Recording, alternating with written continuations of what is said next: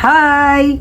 A blessed day to each and everyone, especially to our Sir Jason. And today I will be discussing one of the most exciting stages in child's development, the late childhood, or also known as the intermediate school years or elementary days. So in this period, where curiosity deepens, thinking becomes more sharper, and children begins to refine the core cognitive abilities that shape their academic journey. In this stage, learners strengthen their initial cognitive skills and developing more advanced reading abilities and improve their attention and focus.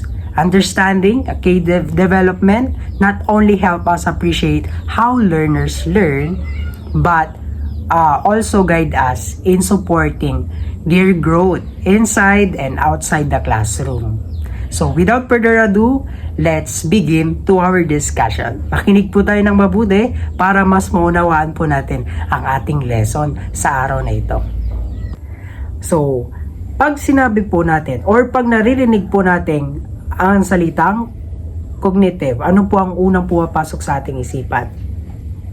Oh, correct. Tama po ang inyong sinabi. Pag sinabi natin cognitive, it's a representations of knowledge. Kung paano natututo ang bata at kung paano niya naiintindihan ang bagay-bagay. Ngayon, sa video na ito, pag-aaralan natin yung tatlong core cognitive abilities. Meron tayong tinatawag na first, unang-una, yung initial cognitive. Una, pag sinabing initial, una. Okay? Una or primary, initials. Dapat malaman ng bata. Pangalawa, tinatawag nating reading development. At yung pangatlo naman po, yung attention. Okay. Sa video na ito, our learning objectives is at the end of the lesson, the learner differentiate the three core cognitive abilities. At the end of the lesson also, the learner, all the childrens learn the lesson by listening carefully this video. So, ayun.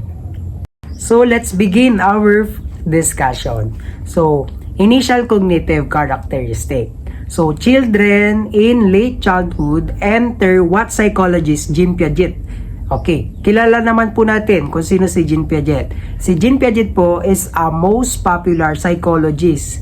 Okay, at kilala po natin siya. Siya po ang gumawa or siya po yung gumawa ng theory of the child's development. Okay? Okay, describe as the concrete operational stage of the cognitive development. Sabi niya, dinescribe po ni Jean Piaget, okay, ang late childhood as a concrete operational stage. Pag sinabi natin concrete operational stage, age 7 to 11 years old, ano? Kung saan ang bata ay mas organized na ang kanilang pag-iisip at mas logical na ang kanilang pag-iisip, di ba? At sabi dito, this means their thinking becomes more organized and logical. So as I said earlier, ang bata, 'di ba? Kung mapapansin natin, kapag sa edad na 6 hanggang 11 years old, 'di ba? Pag 6 years old, grade 1, 'di ba? Hanggang grade 6 kasi 11 years old, 'di ba? Ay grade 6. Ang 6 years old naman, grade 1. Tama ho ba? 'Di ba? Kung mapapansin natin sa grade 1, tinuturo po sa atin or 'di ba, tinuturo sa mga bata. Yung tinatawag po nating 3Rs. What is the 3Rs? Okay, reading, writing, arithmetic. Okay? Pag sinabi nating reading, tinuturuan ng bata na magbasa. Okay? Tinuturuan po sila na magbasa at maunawaan kung ano ang kanilang binabasa. At dahil ito ay mahalaga sa paglaki ng bata, sa pag-develop ng bata, unang-una, dapat marunong magbasa. Pangalawa, writing. Tinuturuan tayo kung paano magsulat ng ating pangalan. Nung elementarya pa po tayo, hanggang sa kasalukuyang panahon natin, tinuturo sa mga bata kung paano magsulat. Diba? Minsan pa nga po, mga grade 3 to grade 4, tinuturuan po tayo mag-insuldong. Yung parang may calligraphy, yung parang may insuldong na sulat. Yung pangatlo naman, yung arithmetic na tinatawag. Pag sinabi natin arithmetic, yung pagko-compute, pagbibilang, 1 plus 1 equals 2. Syempre, logic lang nasagot. Tinuturo sa arithmetic ang addition, multiplication, subtraction, and division. Ayan po yung 3 R's na tinatawag po natin. Kaya kung mapapansin natin, kaya dinescribe ni Jean Piaget yung late childhood na concrete operational stage dahil dito mas nagiging organized na at nagiging logical na mag-isip ang bata. Sabi dito, but is still based on the concrete experiences rather than abstract ideas. So minsan, may mga pagkakataon na ang bata ay nagdedepende sa kanilang mga concrete na experiences. 'Di ba? Kapag naghandle po tayo ng bata sa elementarya, ay ma'am kasi po ganito po yung ginagawa namin sa bahay or ganito po yung tinuturo sa akin ni mama, ganon.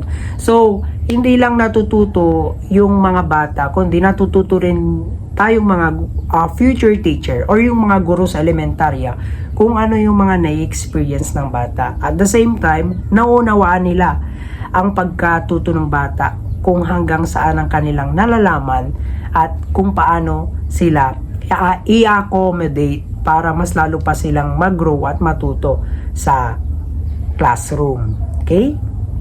Ngayon naman, let us proceed to the key features of their cognitive characteristics. So, including logical thinking, decentration, conservation, classification, and perspective taking. So, meron po tayong 5 key features ng cognitive characteristic. Ano po ulit yun? Una-una, logical thinking. Pag-isip, logical thinking. Or, pwedeng critical thinking.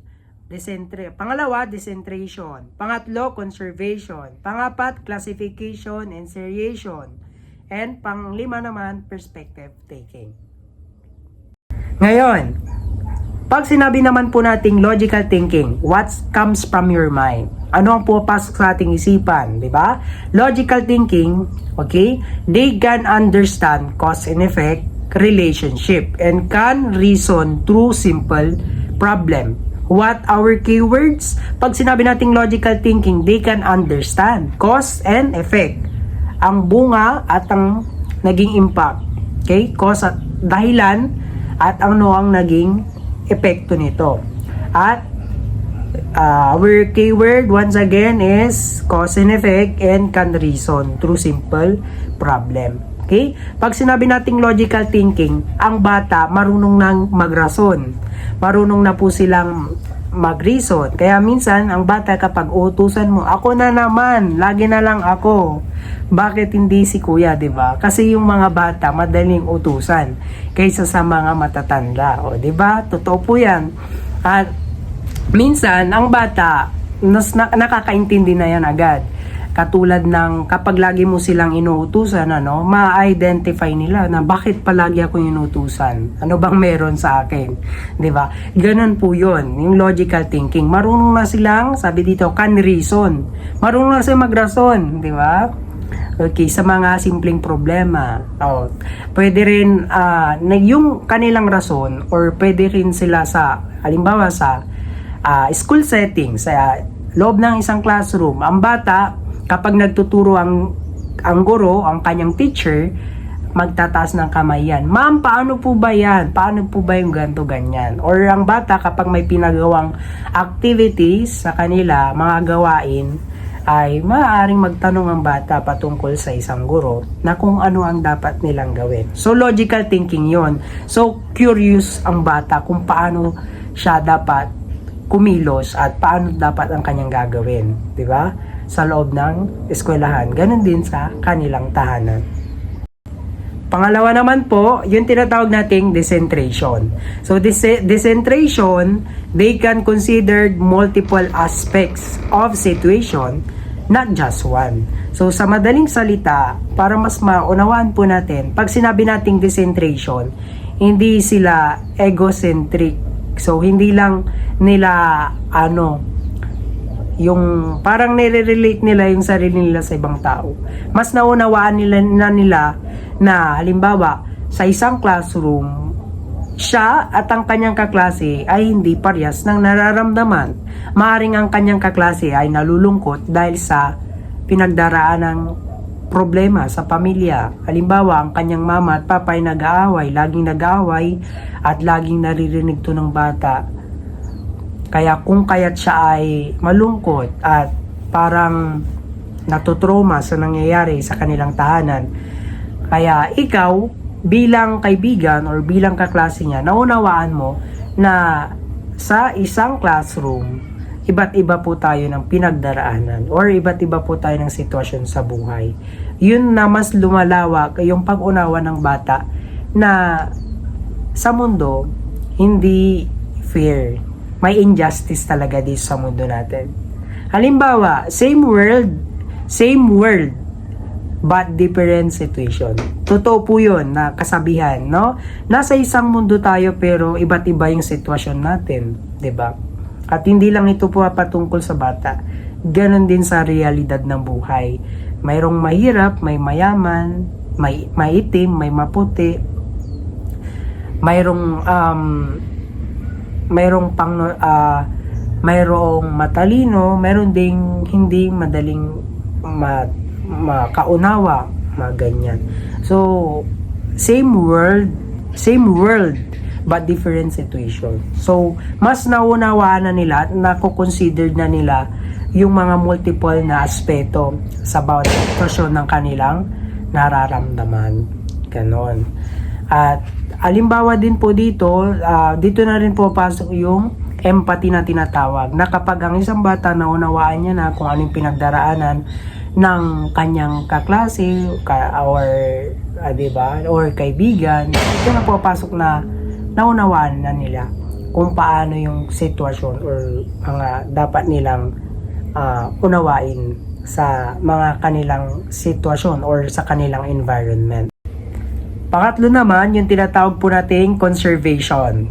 So, pag sinabi nating conservation, kabaliktaran siya ng concentration. Concentration, yung nakafocus lang siya sa kung ano yung kanyang nakikita. Halimbawa, ang bata, pag nakita niya na mas malaki ang lalagyan ng baso, mas pipiliin niya yung kung ano ang malaki para sa kanya. Pero ang conservation, whenever what is the shape of the glass water, kapag same na amount, ay equal lang yung pagtingin niya sa dalawang bagay na yon. Kahit na matangkad ang baso pero manipis naman ang lalagyan nito. At yung isa mataba ang shape pero marami ang laman. Same amount lang naman, di ba?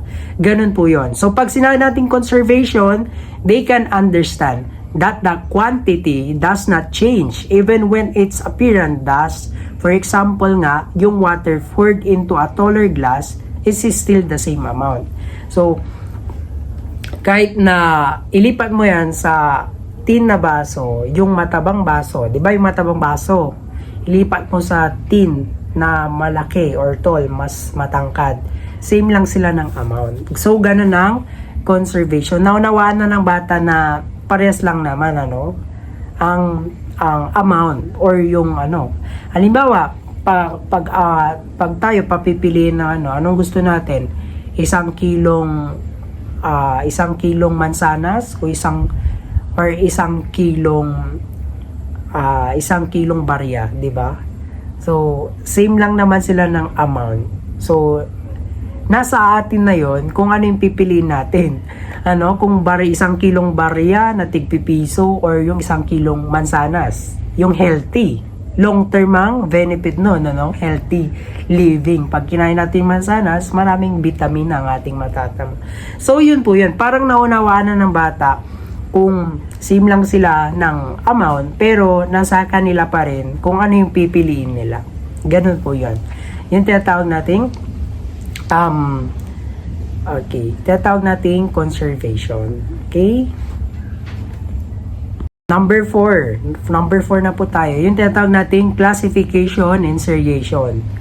Okay. Pag sinabi nating classification, halimbawa, ang isang bata ay kailangan niyang i-classify ang hayop, okay, sa mga hayop na nabubuhay sa lupa at hayop na nabubuhay sa tubig.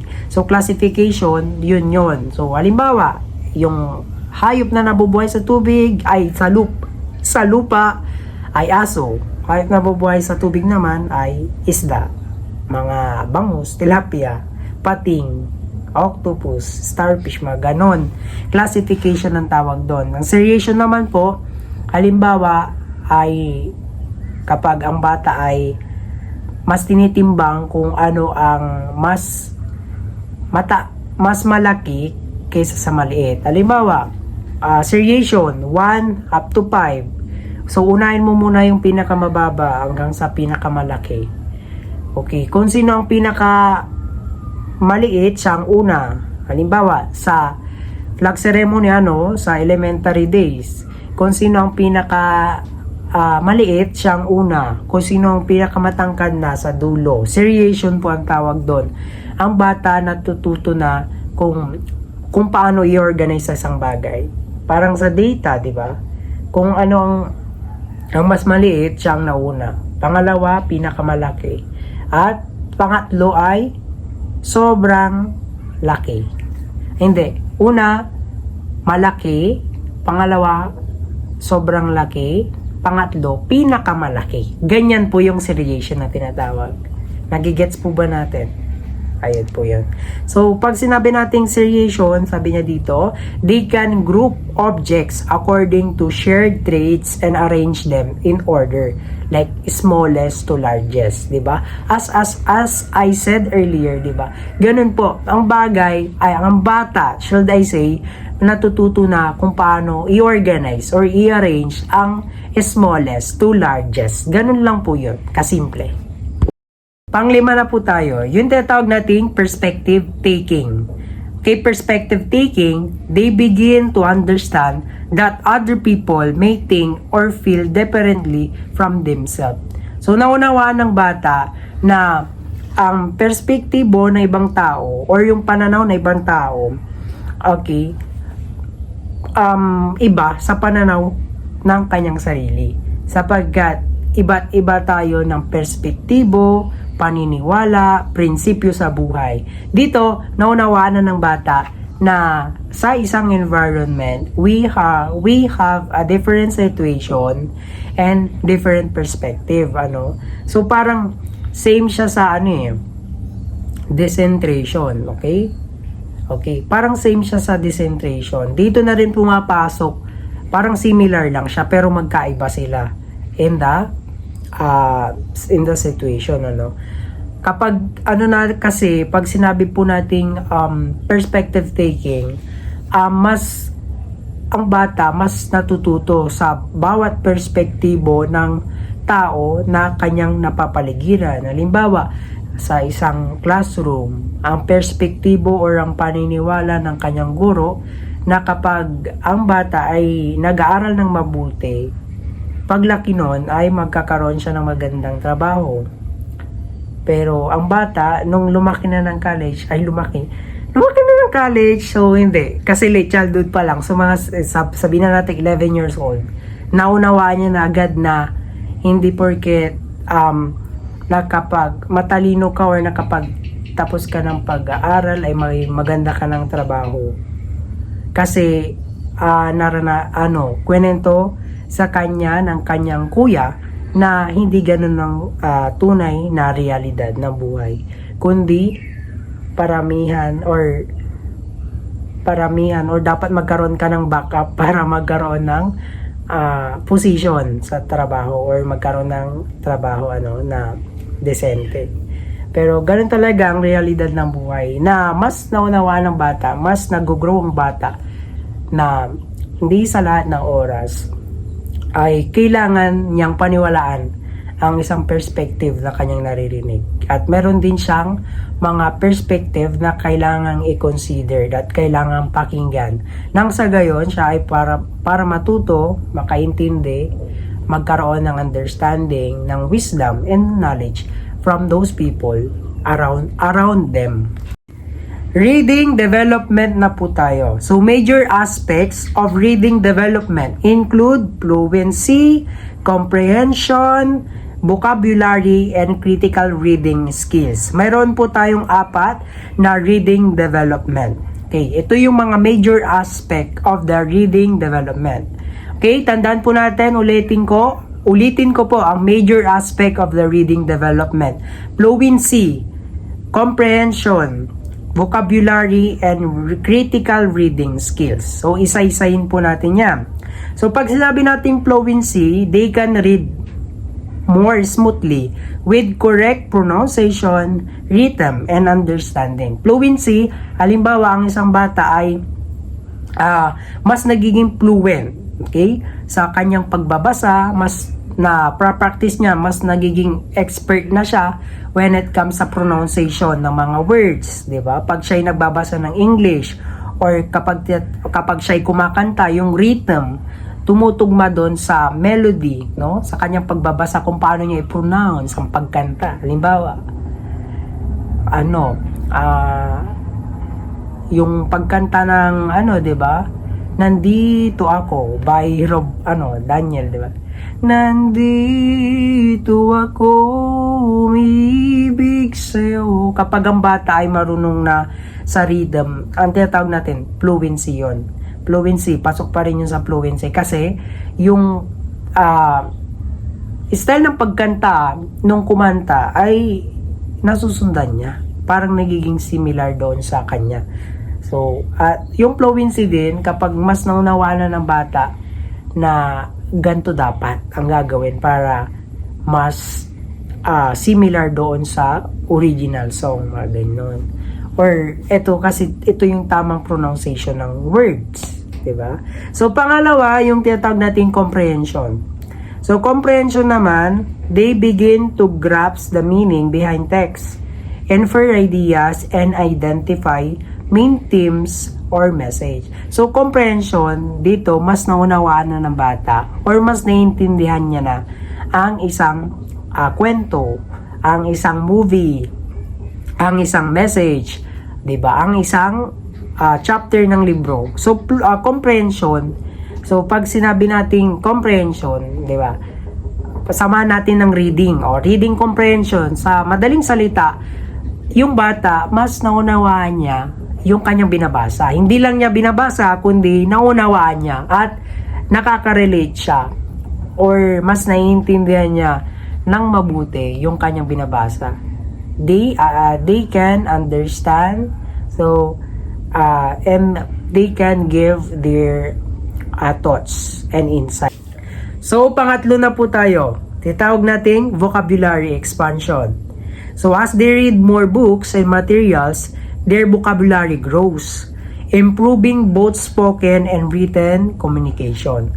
So, sa madaling sabi, ang bata kapag laging nagbabasa ng libro at yung kanilang vocabulary mas lumalawak, mas nauintindihan nila na marami pang mga words or mga iba't ibang salita na dapat nila pang maunawaan at ito'y kanilang mabigyan panang mas malawak na kaunawaan doon sa mga salitang kanilang nalalaman. Halimbawa, ang salitang enthusiastic. So, kapag sinabi sa iyo ng guru mo na you are enthusiastic children or you are enthusiastic learner, pag sinabi natin enthusiastic, parang very excited ka palagi, very active, positive ka always, parang yung positibo mo nakakahawa sa ibang tao.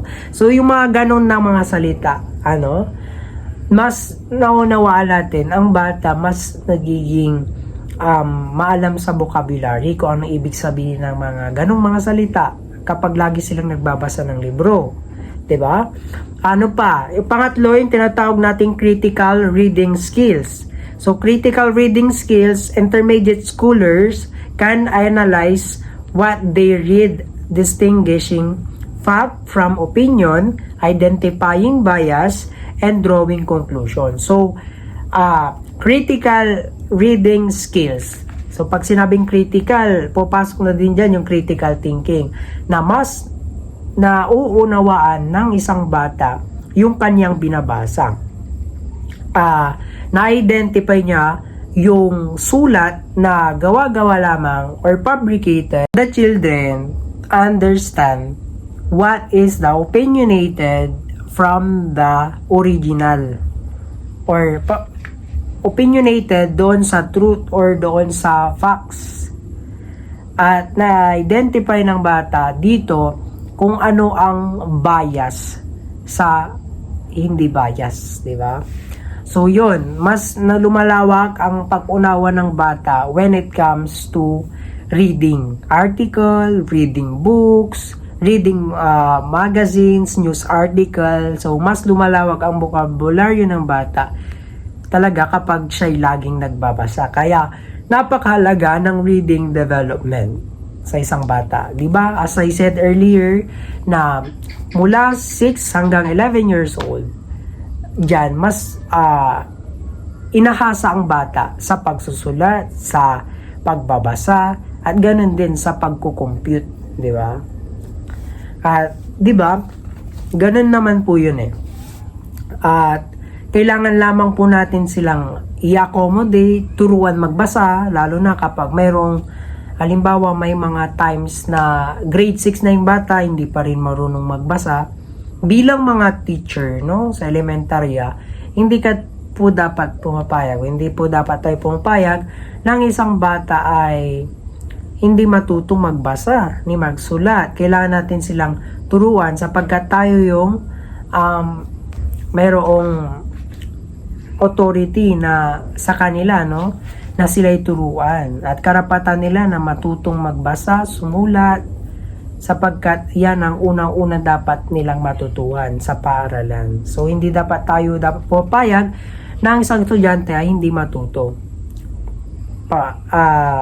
Kung pwede lang na ibalik natin sila ulit sa balik grade 1 ganon para turuan ulit sila para mas lalo nilang maunawaan nang sa gayon hindi sila lilipat ng ibang grades or transfer from grade 2 nang hindi pa sila marunong magbasa ni magsulat. So kailangan po yun. Kailangan matutunan po nila na magbasa at maunawaan ang kanilang binabasa. Attention na po tayo. So pag sinabi nating attention is also strengthens during late childhood. Children can now focus on a task for longer periods compared to early childhood.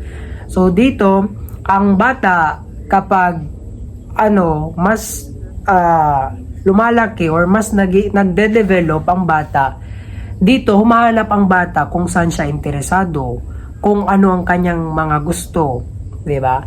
At doon nakatuon ang kanilang attention. Pag sinabi nating attention kasi nandito yung salitang focus. Kung ano ang pinagpo-focusan ng isang bata. Sa pag-aaral ba? Sa pagbabasa ba? Sa pagsusulat? Sa pagdodrawing ba? Mga ganun pong mga bagay, ano? Kung ano ang kanilang interest, kung ano ang kanilang gusto, doon sila nakafocus. Kung ano ang mas interesadong pag-aralan o interesadong gawin. So, yun po yung tinatawag nating attention. Ngayon, meron naman po tayong tinatawag na characteristic of attention. So, we have the 3 characteristic of attention. So, meron tayong unang-una, selective attention. Pangalawa, sustained attention. At pangatlo naman po, yung divided attention. So, those are the 3 characteristic of attention. Once again, ulitin po natin. The first characteristic of attention is selective attention. Pangalawa, sustained attention at divided attention. Ngayon, isa-isahin po natin. Pag sinabi po nating selective attention, dito, halimbawa, ang isang bata, sa school settings, ang isang bata ay nagsusulat lamang at hindi siya distracted sa kanyang paligid. Halimbawa, ang isang bata nagsusulat dahil may pinapasulat ang isang guro or ang kanyang teacher sa kanila Samantalang ang kanyang mga kaklase ay naglalaro, kumakain, or nasa labas, pero siya nagsusulat at sinusunod niya yung sinabi ng kanyang teacher. So, selective attention yon. Paano po yung naging selective attention? Kasi, ang bata may karapatan pumili kung susundin niya ba yun o hindi. So, kapag sinunod niya yon, ang bata magkakaroon ng rewards. Kapag sinabi nating rewards, maaring bigyan siya ng teacher niya ng stars sa kamay, di ba? May mga ganun. Ang tawag doon, yung itinatatak sa kamay ng bata, stars, 3 stars, kasi nga, siya lang yung nakapagsulat. Samantalang yung mga kaklase niya, hindi nakapagsulat dahil distracted, naglalaro, kwentuhan sa kanilang classmates, or yung iba nasa labas, tumatakbo. Yung ganun po na sitwasyon. Yung selective attention, hindi siya nadidistract kahit marami sa paligid niya ang hindi kumikilos, pero siya, sumusunod siya sa kanyang guro. Pag sinabi naman po natin, pangalawa, yung sustained attention. So, sustained attention naman po, ito naman po yung ang bata ay mas nakaka-focus in the long period of time. Ang bata, halimbawa, sa isang kwarto, ang isang bata ay nagbabasa. Sa mahigit 2 hours nang nagbabasa ang bata. So, pumapasok na po yun sa sustained attention. Kasi, kapag long period of time po ang pinag-usapan dito. Kapag ang isang bata nakafocus na sa sobrang tagal na oras, sustained attention ang tawag doon. Halimbawa, ang isang bata ay nasa kwarto, okay, siya ay nagbabasa ng almost 2 hours para mag-review, para mag-aral, or para magbasa ng mga kwento.